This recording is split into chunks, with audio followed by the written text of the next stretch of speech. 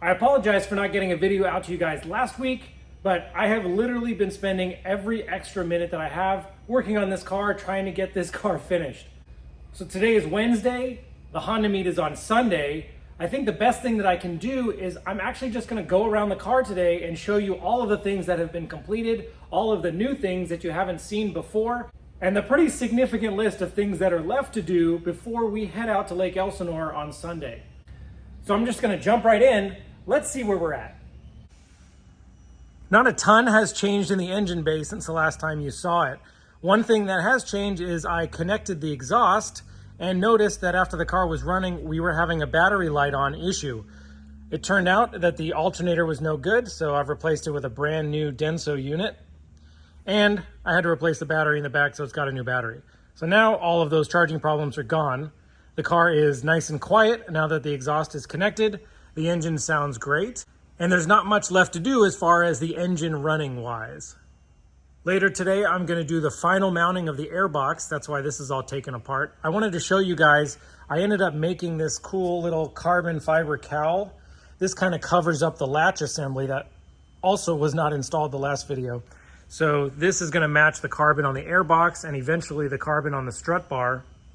I think it sort of tidies up the front a bit. Most of the biggest changes is in the drivetrain and suspension on the car, as well as, you'll see there's some coilovers and these awesome side skirts. Let me lift the car up and show you guys everything that's going on here. The first upgrade that you guys are gonna notice that is quite a bit different than before the last time you saw it is now we have NSX brakes on the front of our 3rd gen Prelude.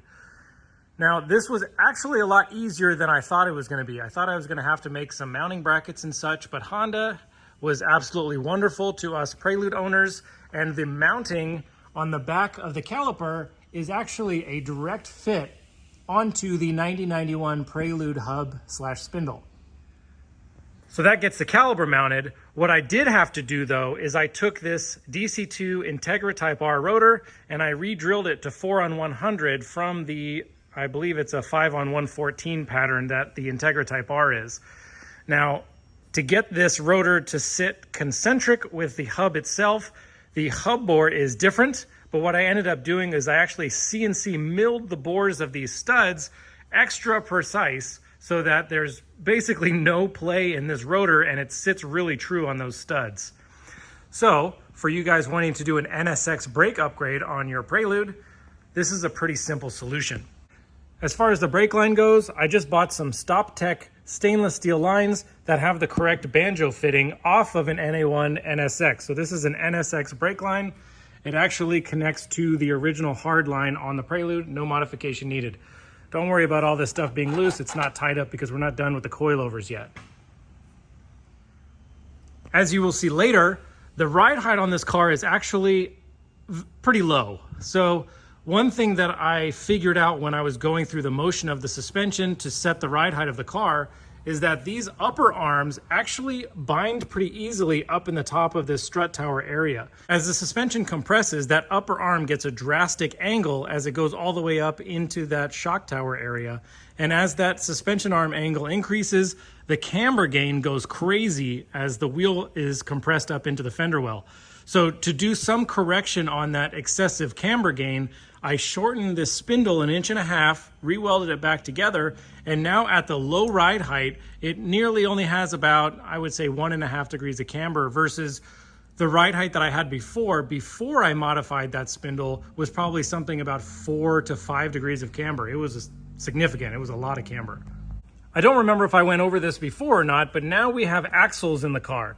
So the correct axles that ended up working for this H22 swap were off of a 91, I believe it's 91 to 94 Honda Accord. So like the F22 single cam Accord.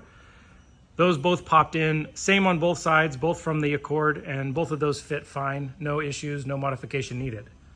Heading out to the back in the car, I just did a simple new rotor and pad install, and we have these new Annex coilovers that I'm working out the fitment on. I'm gonna go in on another episode and completely cover this Annex suspension that we're working on here.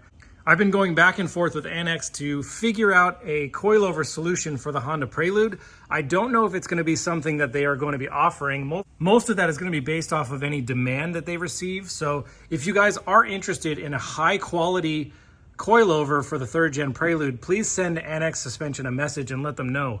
These are super high quality coilovers. They include Swift springs, helper springs. Every single one is valved individually based on the vehicle specifications. And so I'm pretty excited to get these things tested out on this chassis. All right, absolutely one of my favorite things that I've done to this car is modifying these side skirts to work on this car. This is a 96 to 2000 Honda Civic EK OEM side skirt. So there has been a significant amount of modification to get these to work on the car. They needed to be shortened, I would say about 4 or 5 inches. Then these end caps had to be reattached. The top portion is almost completely shaved off. The bottom side had to also be trimmed significantly. What I did do before I painted and mounted these is I took a side-by-side comparison of an unmodified and a modified one. So let me just put that footage in right now so you guys can see all of the work that was done to get this to fit on the car. So I've already modified one of these Civic EK side skirts to fit onto the Prelude. So I wanted to show you a comparison between the one that's been shortened and trimmed to fit versus the factory one. So with the back of the side skirt lined up, the front of the side skirt here, I've removed this section. It's probably about 4 inches of side skirt. And the side skirt also flares away from the body, but on the Prelude body, the side of the car is totally straight. So it's actually good that this section was removed. So this piece right here is cut out. Then the cap or the end of the side skirt is then plastic welded back on again. Also from the front, you can see that the bottom and front of the side skirt has been cut so that the side skirt's not as wide. When this is mounted, the width of the side skirt actually ends up lining up with the pinch weld on the bottom. So the thickness of that side skirt that you're seeing is actually just from the side skirt, and then it sort of just touches the pinch weld here. Then the next thing that you're going to notice is that the top edge has been almost completely removed. So normally these side skirts have clips in them that clip into the side of the body of the EK Civic. But these clips and this lip edge right here prevent this from seating up against the side of the Prelude. So all of those clip mounts have been shaved off.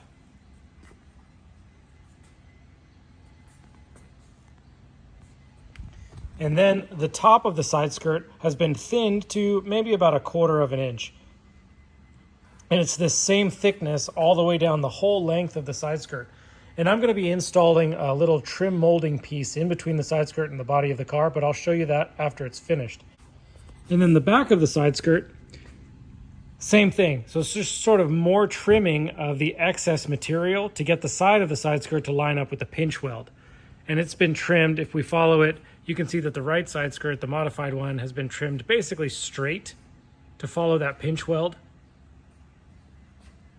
So any part that sticks out has been removed. Now let me show you the mounting on the car. For the mounting on the car, I'm going to end up using this screw here that holds the fender liner in. It's going to go over the fender liner.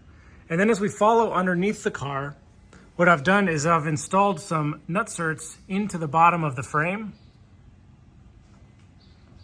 And these nutserts align with the holes in the bottom of the side skirts.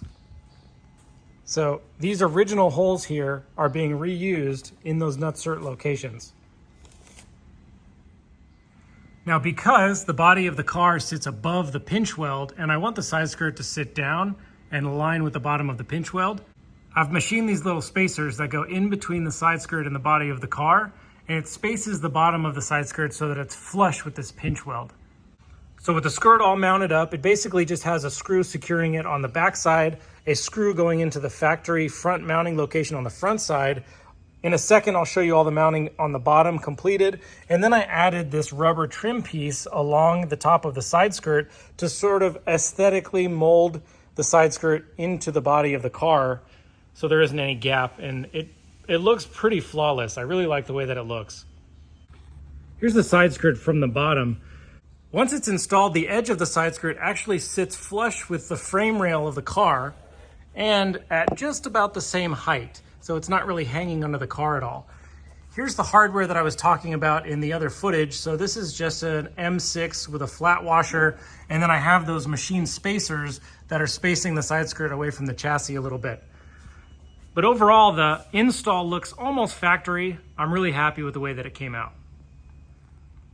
While we're under the car, let's take a look at this header. So this Mugen header that I got was originally cut off. So it actually ended here, and there was nothing else past it.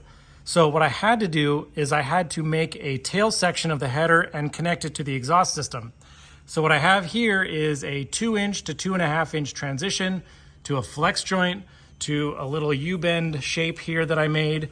I put a 2.5-inch V-band. This is a Megan Racing test pipe for, I believe, a 4th or 5th gen Prelude that did end up bolting up to the factory exhaust.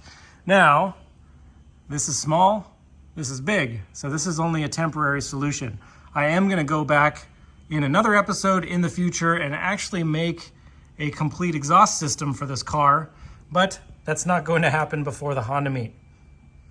Also, not sure if I covered it before, but we have the factory sway bar all cleaned up, got some new bushings in there. Because of the low ride height that I'm going for, this sway bar was actually binding under compression.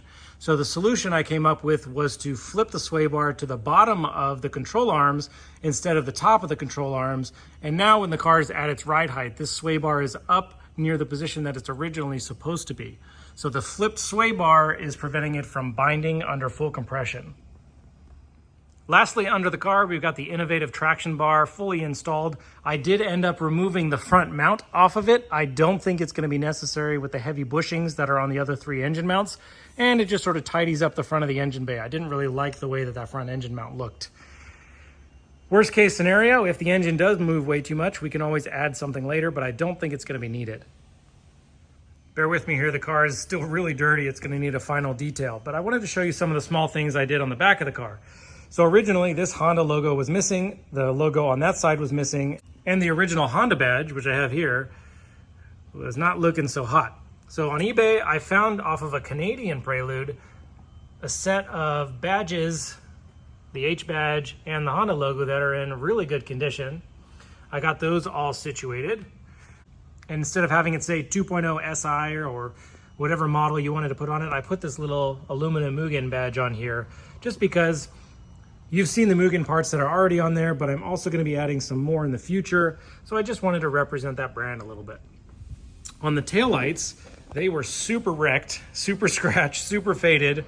I've polished them out mostly, so they're starting to look shiny again. And then I had to go back in and I painted the raised lettering on the center taillight.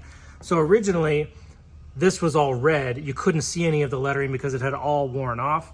So I went back in and individually painted all the lettering. And from the back of the car, I think it really looks great. So the next thing I gotta do is I need to polish up these exhaust tips because they look terrible. And also let me show you, this rear bumper was sagging really bad in the middle previously. I don't know if I got any good video footage of it, but I've riveted a brace underneath there to sort of straighten it out. So that's all situated. Now let me go talk about those guys. In case you guys haven't checked it out already, I released last week a video on building these RacingHart Type Cs for our 3rd gen Prelude. The next step after making the wheels was putting some tires on them, obviously. So I reached out to one of our friends at Falken Tires, and they sent over this set of Falken RT660s for the project. It's a 205 40/16. I'm going to run a square tire setup, so all 4 tires are the same size. However, if you watch the video, you know that the rear wheels are actually a 16x9 and the front wheels are a 16x8.5. So I'm not going to get the car totally on the ground today in this video, but I will throw these wheels on and give you guys a feel for what they are going to look like on the chassis. One of the last main details to finish this car up before next weekend is to get some front seats mounted. This car came with some knockoff Bride reclining seats that didn't fit the era of the car. They didn't fit very well in the car, and they just looked terrible, to be honest. So when it was time to go pick up some new seats for the car, I reached out to our friends at Sparco and I picked up these GT reclining seats. These seats have a really cool look that sort of fits the 80s and early 90s era really well. They fit in most chassis, They've got a really nice Alcantara and leather type finish on them. And overall, I think they're gonna pair absolutely perfect with this project. So my project today is to make some seat mounting brackets so that I can get these seats mounted in the car. But let me show you the other Sparco stuff that I got that I've already put in the car. So I've put a ton of time into this interior to get it back up to shape. If you followed any of the earlier videos again, you knew that the inside of this thing was a mess. So the back seats were all faded, the back shelf was all faded, all of that stuff has been painted and restored and cleaned up, reinstalled. I painted the carpets black because they were super faded and gross before. All of the plastics and trim pieces have been reconditioned. And I wanted to finish it off with this really nice Sparco steering wheel. I chose to go with their wheel that had that classic Honda styling, and I've used their hub off of an EF Civic. I did have to make a little shim spacer to space it away from the column, and then I've got a 2-inch spacer to space the steering wheel even further away because that's the positioning that I like the best. I ended up using one of their horn retaining rings and mounting this OEM Honda horn on the outside of it. So normally this retaining ring would be on the outside holding the horn button on. But I really like the way that I've done it here. To get this Honda horn button to fit, I did have to machine the center bore of this ring a little bit larger so that this horn button could clip in correctly. But besides that, it was a pretty easy install. Other new things to note about the interior is that I put this EK9 double DIN radio delete in there. I've also put an EK9 leather shift boot with the JSP Delrin shift knob. And aside from installing some Mugen pedals, which I'm gonna do, and putting the Sparco seats in, that's gonna pretty much wrap up the interior. Overall, I just wanted to keep a really nice, clean, simple look, nothing crazy. Just refreshed so that it was enjoyable to be sitting in the car and driving it around. Some other things to note is that I've completely repainted the front bumper. I've attached a new front lip to it. I made some little canards to it. I'm gonna save that for a later time to show you guys. The next couple of days are going to be very little sleep in preparation of getting this thing finished and getting our booth ready for the Honda meet. I also have a new product that we're going to be releasing exclusively at the Honda meet, and I'll post on Instagram about that actually later today, which would have been 2 days ago by the time you see this video. But before I finish this update video, let's throw those wheels on the car and just get an idea of what this thing's going to look like.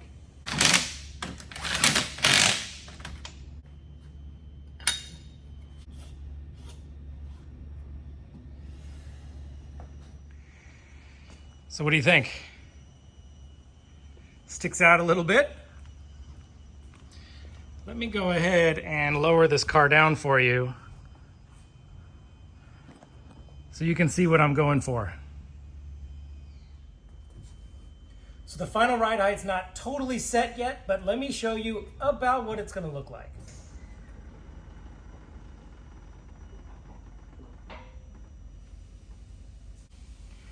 So the car is sitting on some aluminum blocks right now to kind of simulate it sitting on the ground.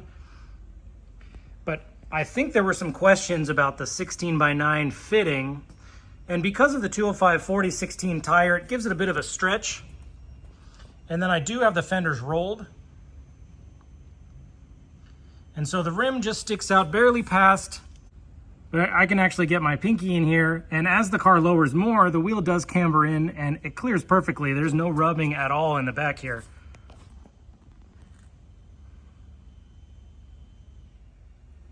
The front's sort of a different story. With these Annex coilovers on right now, I believe that the coil spring's a little bit too long because I'm not able to get the car down to the height that I want. So I have a shorter Swift spring coming from them that I should be able to install tomorrow and get this wheel gap closed up just so that the top of the tire is just about even with the top of the fender. And that'll level out the ride height of the car. So here's the final flyby of the wheel fitment before I send you guys off, and I will see you guys in the next episode. Actually, I should see you guys at the Honda meet, right? You guys gonna come out? We're gonna have a booth out there. The car will be on display. Come check it out. Let me know about your project, Prelude, and I'll see you guys next week.